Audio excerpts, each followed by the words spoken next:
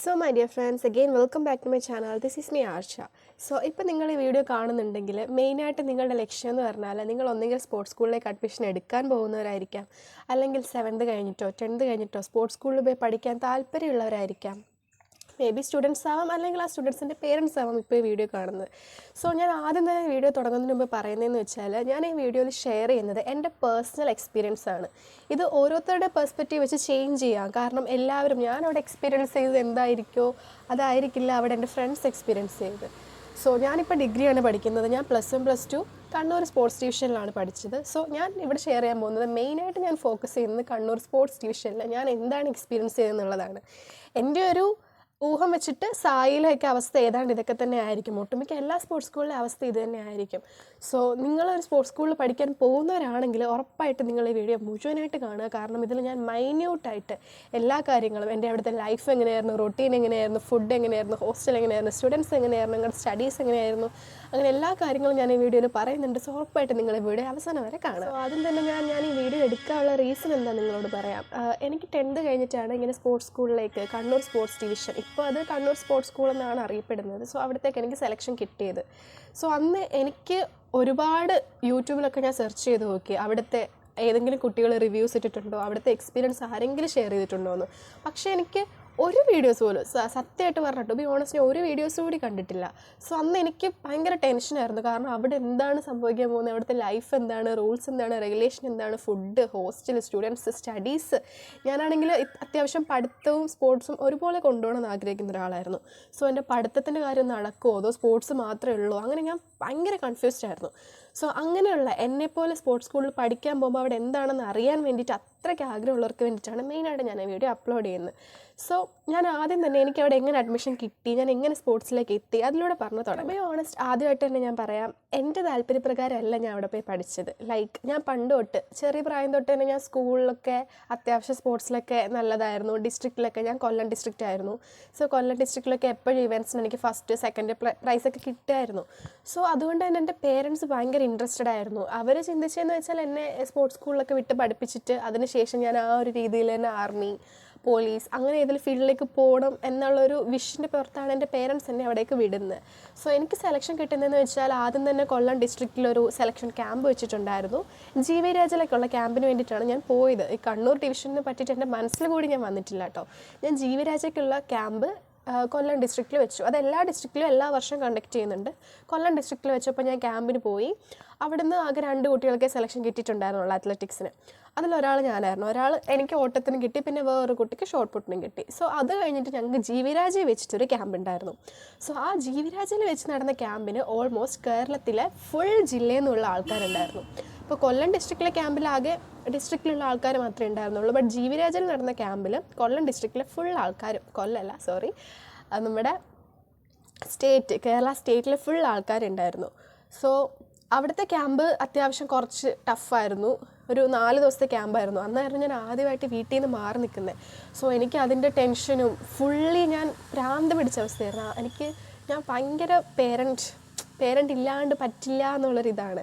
So അവിടെ എനിക്കറിയാം, sports സ്കൂളിലാണെങ്കിൽ ഫോണൊന്നും യൂസ് ചെയ്യാൻ പറ്റില്ല എന്നൊക്കെ ഞാൻ കേട്ടിട്ടുണ്ട്. പിന്നെ 10th ക്ലാസ്സിൽ പഠിക്കുന്ന പ്രായം നമുക്ക് ഫോണൊന്നും യൂസ് ചെയ്യാൻ പറ്റില്ല, നമുക്ക് വീട്ടുകാർ തരില്ലല്ലോ. സോ അങ്ങനെ ആയിരുന്നു. സോ എനിക്ക് അവിടെ ചെന്നപ്പോൾ ആദ്യം ഭയങ്കര പേടിയായിരുന്നു. ആദ്യമായിട്ട് വീട്ടിൽ നിന്ന് മാറിയിരിക്കുകയാണ്. ഞാൻ കരഞ്ഞ് കാല് പിടിച്ചിട്ടാണ് എൻ്റെ പേരൻസിനെ അവിടെ കൊണ്ട് വിടുന്നത്. സോ 4 ദിവസത്തെ ക്യാമ്പായിരുന്നു. എല്ലാ ദിവസവും രാവിലെ 6 മണിക്ക് അവിടെ ഗ്രൗണ്ടിൽ റിപ്പോർട്ടാവണം. അതൊക്കെ ശീലിച്ചിട്ടില്ല ഞാൻ. 6 മണിക്ക് എണീക്കാമെന്ന് ഞാൻ ശീലിച്ചിട്ടില്ല. അതുകൊണ്ട് തന്നെ എനിക്കത് ആദ്യത്തെ ദിവസം, ആ 4 ദിവസം എനിക്ക് ഭയങ്കര കഷ്ടപ്പാടായിരുന്നു കേട്ടോ. ആ 4 ദിവസം അത്യാവശ്യം ട്രെയിനിങ് ഉണ്ടായിരുന്നു. ലാസ്റ്റ് ദിവസം ഞങ്ങൾക്കൊരു ട്രയൽ സെലക്ഷൻ ഉണ്ടായിരുന്നു. അതിൽ നിന്ന് പിന്നെ അവർ സെലക്ഷനൊക്കെ കഴിഞ്ഞു, റിസൾട്ട്സ് ഒന്നും പറഞ്ഞിട്ടില്ല, നമ്മളോട് വീട്ടിലോട്ട് പൊക്കോളാം. ഞാൻ 10th ക്ലാസ് പാസ്സായിട്ട് നിൽക്കുന്ന സമയത്തായിരുന്നു എനിക്ക് ഈ സെലക്ഷൻ ട്രയൽസൊക്കെ നടന്നത്. അപ്പം കൊറോണ ബാച്ചിലായിരുന്നു ഞാൻ 10th പാസ്സായത്. അതുകൊണ്ട് തന്നെ കൊറോണ കഴിഞ്ഞ സമയത്ത് ഒരു 6 month ഗ്യാപ്പ് +1 +2ലേക്ക് തന്നെ എനിക്ക് വന്നു. സോ ആ ഒരു ഗ്യാപ്പിൻ്റെ സമയത്ത് തന്നെ ഞാൻ സെലക്ഷന് പോയി, സെലക്ഷനൊക്കെ അറ്റൻഡ് ചെയ്തു. GV രാജയിലെ ക്യാമ്പും കഴിഞ്ഞു.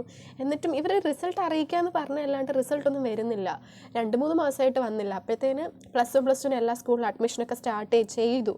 പിന്നെ ഇനി അത് നോക്കി ഇരുന്നിട്ട് കാര്യമില്ല എന്ന് മനസ്സിലായിട്ട് ഞാൻ തന്നെ എൻ്റെ സ്ഥലത്ത് തന്നെ പത്തനംതിട്ടയിൽ ഒരു സ്കൂളിൽ പോയിട്ട് +1 +2 ജോയിൻ ചെയ്തു. അങ്ങനെ ജോയിൻ ചെയ്തു. അവിടെ അത്യാവശ്യം ഫ്രണ്ട്സൊക്കെ ആയി, എല്ലാം ഒന്ന് സെറ്റിലായി വന്നൊരു 1.5 മാസമായപ്പോഴത്തേന് അമ്മയുടെ ഫോണിലോട്ടൊരു മെയിൽ വന്നു. ഞാൻ ഇങ്ങനെ സെലക്റ്റഡ് ആയിട്ടുണ്ട്, എനിക്ക് കണ്ണൂരാണ് കിട്ടിയിരിക്കുന്നത്, കണ്ണൂർ സ്പോർട്സ് സ്റ്റേഷനിലാണ് കിട്ടിയിരിക്കുന്നത്, സെലക്റ്റഡ് ആയിട്ടുണ്ട്. സോ ആവശ്യമായിട്ടുള്ള സാധനങ്ങൾ, ഡ്രസ്സ്, അത് ഇത്, ബുക്സ്, അത് ഇത്, അവിടുത്തെ സ്കൂളിലാണെങ്കിൽ തൊട്ട് ഞാൻ പഠിക്കാൻ പോകുന്നത് +1 +2. സോ അങ്ങനെയുള്ള ആവശ്യമുള്ള സാധനങ്ങളെല്ലാം എടുത്തുകൊണ്ട് വരണം എന്നൊക്കെ പറഞ്ഞ് നമുക്കൊരു മെയിൽ വരും. നമ്മൾ എന്തൊക്കെ സാധനം കൊണ്ടുപോകണോ ആ എല്ലാ ഡീറ്റെയിൽസും അടങ്ങിയൊരു മെയിൽ തന്നെ നമുക്കവർ അയച്ചു തരും. ജീവിരാജിൽ സെലക്ഷന് പോയ സമയത്ത്, ആ ഒരു ക്യാമ്പിന് പോയ സമയത്ത് 4 ദിവസം നമുക്ക് ഫോൺ യൂസ് ചെയ്യാൻ പറ്റുമായിരുന്നു. അപ്പോൾ വീട്ടിൽ നിന്ന് ആദ്യമായിട്ട് മാറിയെന്ന് ഞാൻ അത്രയും കരഞ്ഞ് കാലൊക്കെ പിടിച്ച് എന്നെ വിട്ടിട്ട് പോകല്ലേ എന്നൊക്കെ വീട്ടുകാരോട് പറഞ്ഞൊരിതിന് അമ്മ എനിക്കൊരു ചെറിയ നോക്കിയയുടെ മറ്റില്ലേ കുത്തുന്ന ഫോണില്ല, അതൊക്കെ തന്നിട്ടായിരുന്നു പോയത്. സോ ആ ഒരു ഹോപ്പ് എനിക്കുണ്ടായിരുന്നു. അവിടെ ക്യാമ്പിന് ഫോൺ കിട്ടിയല്ലോ, അപ്പോൾ കണ്ണൂർ എന്നാലും നമുക്ക് ടച്ച് ഫോൺ പറ്റില്ലെങ്കിൽ ഈ ചെറിയ ഫോണെങ്കിലും യൂസ് ചെയ്യാൻ പറ്റുമെന്നുള്ളൊരു ഹോപ്പ് എനിക്കുണ്ടായിരുന്നു. അങ്ങനെ കണ്ണൂർ, കാരണം ഈ കണ്ണൂർ എന്ന് പറയുന്നത് നമ്മുടെ മനസ്സിൽ കൂടി വന്നിട്ടില്ല. എൻ്റെ വീട് കൊല്ലം, അപ്പം ജീവരാജ് ആകുമ്പോൾ ട്രിവാൻഡ്രം തൊട്ടടുത്താണ്, പെട്ടെന്ന് പോയിട്ട് വരാം, എന്തെങ്കിലും അത്യാവശ്യം ഉണ്ടെങ്കിൽ വീട്ടുകാർക്ക് ഓടി വരാം, ആ ഒരു രീതിയിലായിരുന്നു ക്യാമ്പിന് ഇറങ്ങിയത്. പക്ഷെ ക്യാമ്പിന് ഇറങ്ങി കിട്ടിക്കഴിഞ്ഞപ്പോൾ അവർ പറയാം കണ്ണൂരാണ് പോകുന്നതെന്ന്. അത് ഒരുമാതിരി ഷോക്കിംഗ് ആയിരുന്നു. കാരണം നമ്മളുടെ മനസ്സിൽ വരുന്ന പ്രതീക്ഷ ജീവരാജയാണ്, പിന്നെ പെട്ടെന്ന് നമ്മൾക്ക് കണ്ണൂരാണ് സെലക്ഷൻ കിട്ടിയെന്ന് പറഞ്ഞപ്പോൾ അത് ഭയങ്കര ഒരു ഡിസ്റ്റർബിങ് ആയിരുന്നു.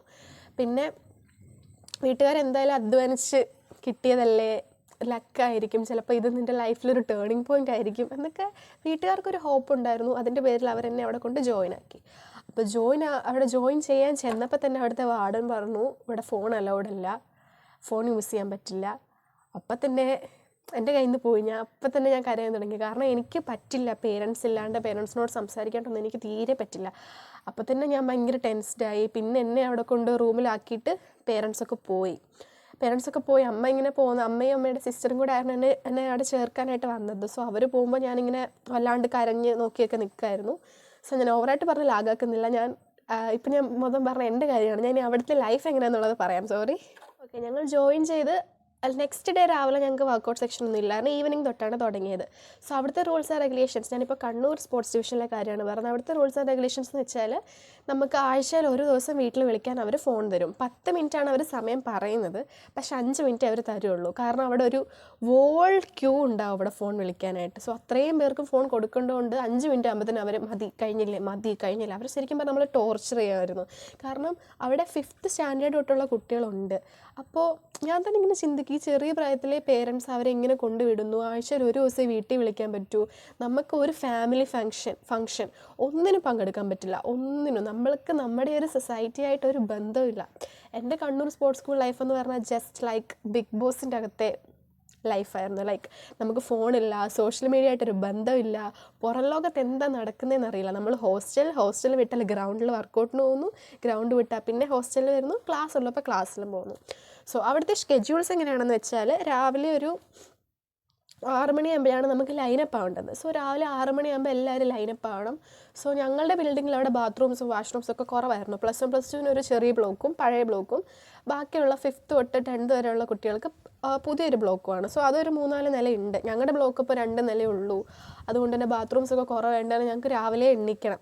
6 മണിക്ക് ലൈനപ്പ് ആണെങ്കിൽ 5:30 എണ്ണിക്കണം. അങ്ങനെ 5:30 5:15 എണ്ണിക്കണം. എന്നാലേ ഞങ്ങൾക്ക് മൊത്തത്തിലൊന്ന് റെഡി ആയിട്ട് പോകാൻ പറ്റുള്ളായിരുന്നു. സോ 6 മണിക്ക് എന്ന് ലൈനപ്പ് ആവണം. ലൈനപ്പ് ആയി കഴിഞ്ഞാൽ അവിടുന്ന് ഒരു 3-4 മിനിറ്റ് അവിടുന്ന് റോഡ് ക്രോസ് ചെയ്ത് നടക്കാനുള്ള ദൂരം. കറക്റ്റ് കണ്ണൂർ ടൗൺ തന്നെയാണ്. കണ്ണൂർ പോലീസ് സ്റ്റേഷൻ്റെ ഓപ്പോസിറ്റ് ആയിട്ടാണ് ഞങ്ങളുടെ ഗ്രൗണ്ട് വരുന്നത്. ശരിക്കും അത് പോലീസ് ഗ്രൗണ്ട് തന്നെയാണ് ഞങ്ങൾ യൂസ് ചെയ്യുന്നത്, ഞങ്ങൾ അത്ലറ്റിക്സുകാർ യൂസ് ചെയ്യുന്നത്. സോ അത്ലറ്റിക്സുകാർ നേരെ ഗ്രൗണ്ടിലോട്ട് പോകും. ബാക്കിയുള്ള ഇവൻറ്റ്സുകാർ, ഇപ്പോൾ വോളിബോൾ, ബാസ്കറ്റ്ബോൾ, റെസ്ലിംഗുകാരൊക്കെ ആണെങ്കിൽ അവർക്ക് സ്കൂളിലാണ് അവരുടെ മാറ്റും അവരുടെ കോട്ടും ഒക്കെ വരുന്നത്. സോ അവരൊക്കെ അങ്ങോട്ട് പോകും, ഞങ്ങൾ അത്ലറ്റിക്സുകാർ ഗ്രൗണ്ടിലേക്ക് പോകും. അങ്ങനെയൊക്കെ ആയിരുന്നു. സോ 6 മണിയാകുമ്പോൾ തന്നെ അവിടെ ചെല്ലുന്നു. പിന്നെ ഞങ്ങളുടെ ഓരോ ഇവൻറ്റ്സിൻ്റെ കോച്ചസ് വന്നിട്ട് ഞങ്ങളുടെ വർക്കൗട്ട് സ്റ്റാർട്ട് ചെയ്യുന്നു. അപ്പം ഞങ്ങൾക്ക് കോമ്പറ്റീഷൻ സമയത്താണ് മെയിനായിട്ട് ഹൈ വർക്കൗട്ട് വരുന്നത്. ഞങ്ങൾ ചെന്ന സമയത്ത് ഒരു ഓഫ് സീസൺ ആയിരുന്നു, അതുകൊണ്ട് ഒരുപാട് വർക്കൗട്ട്സ് ഒന്നും ഇല്ലായിരുന്നു, കുറച്ച് വർക്കൗട്ട്സ് ഒക്കെ ഉണ്ടായിരുന്നുള്ളൂ. ഇനി ഞാൻ എൻ്റെ മാത്രം ഒരു പെർസ്പെക്റ്റീവ് എന്ന് പറയുന്നതെന്ന് വെച്ചാൽ, ഞാൻ ചെന്ന സമയത്ത് ആക്ച്വലി എൻ്റെ വർക്കൗട്ട് വളരെ മോശമായിരുന്നു. കാരണം ഞങ്ങളുടെ കോച്ചെന്ന് ഞങ്ങളൊന്നും ചെയ്യിപ്പിക്കാറില്ല. എല്ലാ ഇവൻറ്റ്സുകാരും പറയും അത്ലറ്റിക്സുകാർക്ക് സുഖമാണ്. ആക്ച്വലി ഞങ്ങൾക്ക് സുഖമായിരുന്നു. ഞങ്ങളുടെ കോച്ച് ഞങ്ങളൊന്നും ചെയ്യിപ്പിക്കാറില്ല. ലൈക്ക് എൻ്റെ ഞാൻ സാധാരണ ഒരു നാട്ടിൻപുറത്തെ സ്കൂളിൽ 10th ക്ലാസ് വരെ സ്പോർട്സ് ചെയ്ത് തന്നെ വന്നേ. അവിടെ കിട്ടുന്ന പ്രാക്ടീസ് പോലും എനിക്ക് കണ്ണൂർ ഒരു സ്പോർട്സ് ഡിവിഷനിൽ വന്നിട്ട് കിട്ടിയിട്ടില്ല. അതിന് ഐ വാസ് ഓൾസോ ലൈക്ക് ഇതെന്താ ഇങ്ങനെ എന്ന് ഞാൻ തന്നെ ചിന്തിച്ചിട്ടുണ്ട്. പക്ഷേ അതിൻ്റെ മെയിൻ റീസൺ എന്ന് വെച്ചാൽ ആ സമയത്ത് ഞങ്ങൾക്ക് ഓഫ് സീസൺ ആയിരുന്നു, അതുകൊണ്ടുള്ളൊരു റെസ്റ്റ് ഞങ്ങൾക്ക് കിട്ടിയതായിരുന്നു ആ ടൈമിൽ. പിന്നാണ് അതെനിക്ക് മനസ്സിലായത്. പിന്നെ ഞങ്ങളുടെ വർക്കൗട്ട്സ് കൂടി വരാൻ തുടങ്ങിയപ്പോഴാണ് എനിക്ക് അതിനെ പറ്റിയിട്ട് മനസ്സിലായത്. സോ അത് മാത്രമല്ല, ഞങ്ങളുടെ കോച്ച് ആ സമയത്ത് ആഴ്ചയിൽ 2 ദിവസം വന്നാൽ 3 ദിവസം ലീവ്, അങ്ങനെ ഒരു ടൈപ്പ് ആയിരുന്നു. സോ ആ സമയത്ത് ഞാൻ ഇങ്ങനെ ചിന്തിച്ച് ഞാൻ വീട്ടിൽ വിളിച്ച് കരഞ്ഞിട്ടുണ്ട്. അമ്മ സ്പോർട്സിനെന്ന് പറഞ്ഞ് എന്നോട് വിട്ടിട്ട് ഇപ്പോൾ സ്പോർട്സും ഇല്ല പഠിത്തവും ഇല്ലാതായിന്. പഠിത്തത്തിൻ്റെ കാര്യം എന്ന് വെച്ചാൽ ഞങ്ങളൊരു നോർമൽ സ്കൂളിൽ തന്നെയാണ് പഠിക്കുന്നത്. GVHS സ്പോർട്സ് കണ്ണൂരിലാണ് പഠിക്കുന്നത്. അവിടെ നോർമലായിട്ട് പുറത്തുനിന്ന് വന്ന് പഠിക്കുന്ന കുട്ടികളുമുണ്ട്, ഇൻക്ലൂഡിങ് അസ്. അപ്പോൾ ഞങ്ങൾ സ്പോർട്സ് കുട്ടികൾക്ക് വേണ്ടിയിട്ട് മാത്രം ഒരു സെപ്പറേറ്റ് ഡിവിഷൻ ഉണ്ട്, അല്ലാത്ത കുട്ടികൾക്ക് വേണ്ടിയിട്ട് സെപ്പറേറ്റ് ഡിവിഷൻ ഉണ്ട്. സോ ഞങ്ങൾ സ്പോർട്സ് കുട്ടികളെ മാത്രം അവിടുത്തെ ടീച്ചേഴ്സ് വലുതായിട്ട് കെയർ ചെയ്യില്ല. കാരണം എൻ്റെ ക്ലാസ്സിൽ പഠിക്കണം എന്നുള്ളൊരു വിചാരമുള്ള വെരി ഫ്യൂ പീപ്പിൾ, കുറച്ച് പേരെ ഉണ്ടായിരുന്നുള്ളൂ. ഒരു കൂടിപ്പോയ ഒരു 2-3 പേര്. അതിലേറ്റവും വലുത് ഞാനായിരുന്നു. കാരണം എനിക്ക് ഒരേ സമയം പഠിത്തവും സ്പോർട്സും ഒരേപോലെ കൊണ്ടുപോകണമായിരുന്നു. സോ ഞാനിപ്പോഴും പഠിത്തത്തിൽ വളരെ നല്ല രീതിയിൽ നിൽക്കണമെന്ന് ആഗ്രഹിക്കുന്ന ഒരാളായിരുന്നു. ഞാൻ നോക്കിയപ്പോൾ അവിടെ ഞങ്ങൾ ചെന്ന സമയത്ത് ഞങ്ങൾക്ക് വർക്കൗട്ടേ കിട്ടുന്നില്ല.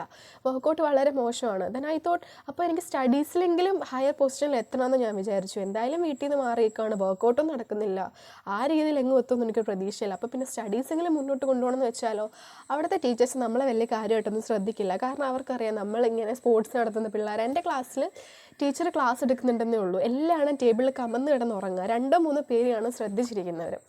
സോ ടീച്ചേഴ്സിന് പോലും ഇവിടെ പഠിപ്പിക്കണം എന്നൊരു ഉത്സാഹമില്ല. കാരണം കുട്ടികളെല്ലാം ഉറങ്ങുകയാണ്, അവർക്കും സുഖമാണ്, ജസ്റ്റ് വന്ന് ഇരിക്കുക, എന്തൊക്കെയോ പറയാൻ ഇറങ്ങിപ്പോവുക.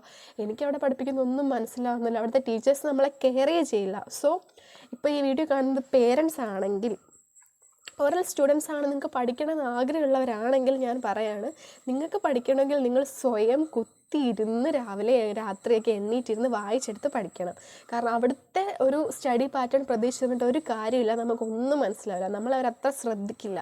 നമ്മൾ വേണമെങ്കിൽ പഠിക്കുക. കാരണം അവിടെ ഒട്ടുമിക്ക എല്ലാ കുട്ടികൾക്കും ഗ്രേസ് മാർക്ക് ഉണ്ട് ജയിച്ചു പോകാനുള്ളത്.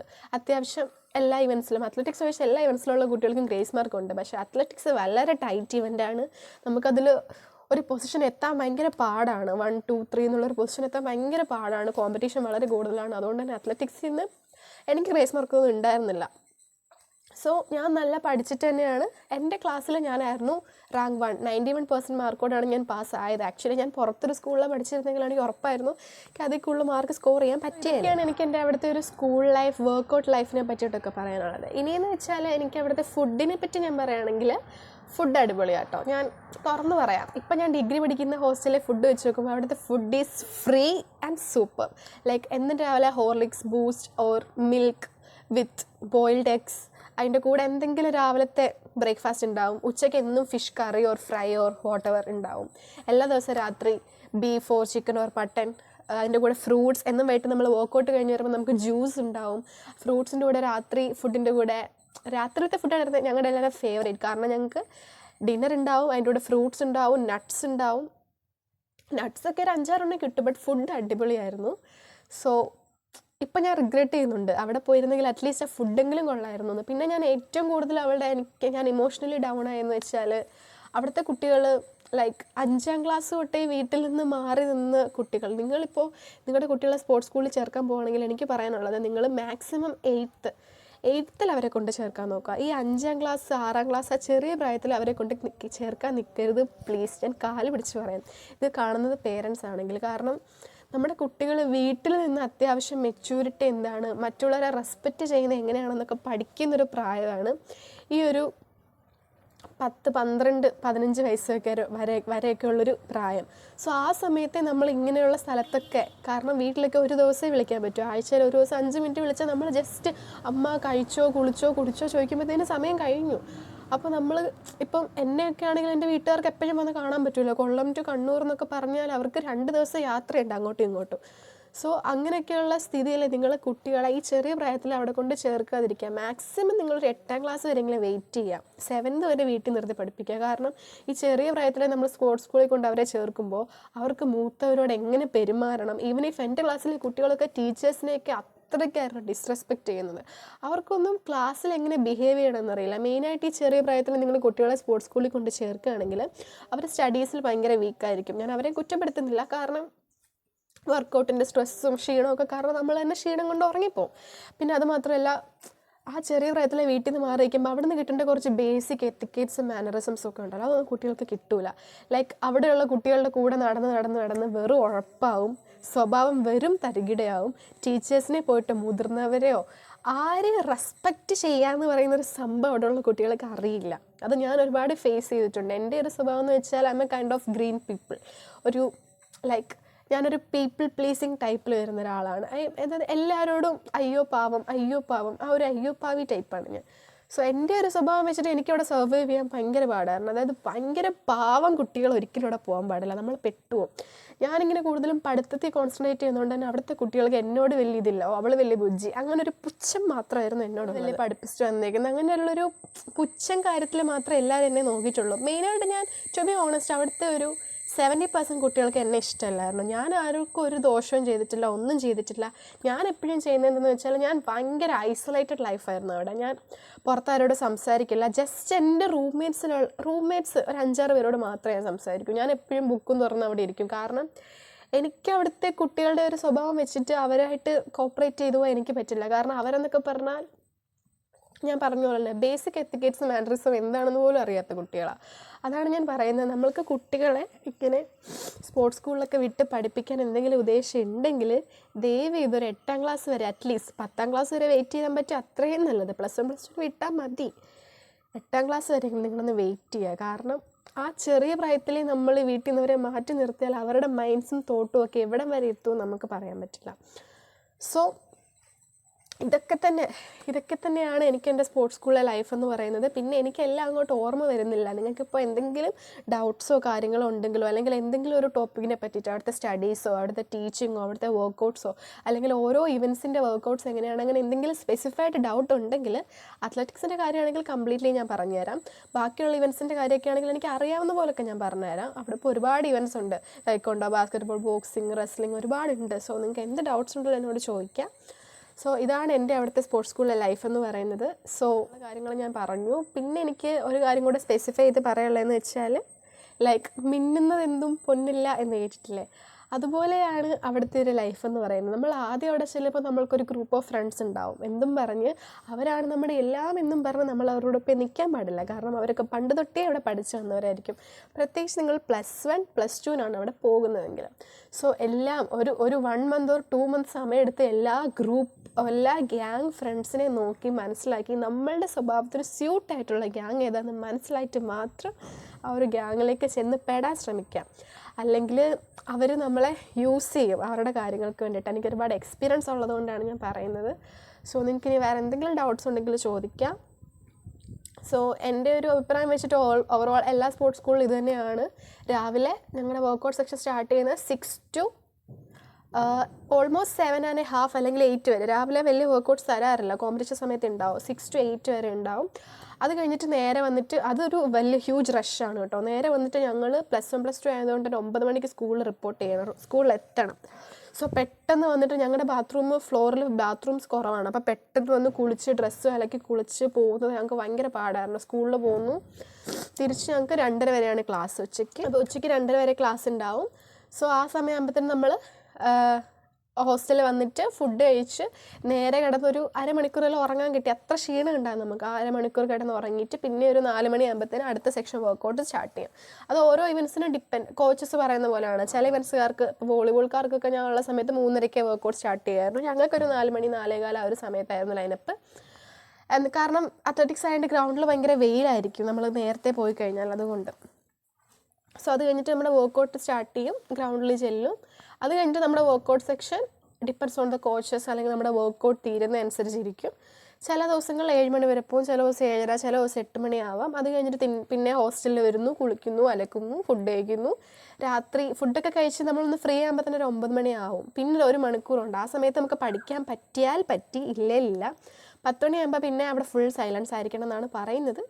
സ്റ്റിൽ അറിയാമല്ലോ, പിള്ളേരാണ്, വാർഡന്മാർക്കും പറഞ്ഞു നിൽക്കുന്നതിനൊരു പരിധിയുണ്ട്. സോ 10 മണി വരെ ഞങ്ങളിങ്ങനെ സംസാരിച്ചൊക്കെ ഇരിക്കും. 10 മണിയാകുമ്പോഴത്തേനും ലൈറ്റ് ഓഫ് ചെയ്യും. പിന്നെ എല്ലാവരും ശുഭരാത്രി ലൈക്ക് ഓക്കെ. അപ്പോൾ this is what I have experience in the sports school. So എൻ്റെ ഒരു സ്വഭാവം, എന്നെപ്പോലുള്ള പീപ്പിൾ പ്ലീസിങ് ആളുകൾക്ക്, ഭയങ്കര പാവം കുട്ടികളെ ചെറിയ പ്രായത്തിൽ അവിടെ കൊണ്ടുവിട്ടിട്ട് ഭയങ്കരയാക്കി മാറ്റാതിരിക്കുക. ഓക്കെ, അവർ ഭയങ്കര കഴിവുള്ളവരാണെങ്കിൽ നിങ്ങളെ കൊണ്ടുവിട്ടോ. ബട്ട് നമ്മളെ പേരൻസ് ഇടയ്ക്കിടയ്ക്ക് അവരെ പോയി കാണണം. അവരുടെ സ്വഭാവത്തിൽ വരുന്നൊരു ചേഞ്ചസ്, അവരോട് സംസാരിക്കുമ്പോൾ അവരുടെ ടോണിൽ വരുന്നൊരു ചേഞ്ചസ് ഒക്കെ നമ്മൾ മനസ്സിലാക്കി അവരെ എപ്പോഴും മോണിറ്റർ ചെയ്യണം. സോ ഇതൊക്കെയാണ് എനിക്ക് പറയാനുള്ളത്. സോ നിങ്ങൾക്ക് എന്തെങ്കിലും ഡൗട്ട്സ് അല്ലെങ്കിൽ എന്തെങ്കിലും ഒരു കാര്യം ഡീറ്റെയിൽഡ് ആയിട്ട് സ്പെസിഫൈ ചെയ്ത് പറയണമെങ്കിൽ ഉറപ്പായിട്ട് അറിയിക്കാം.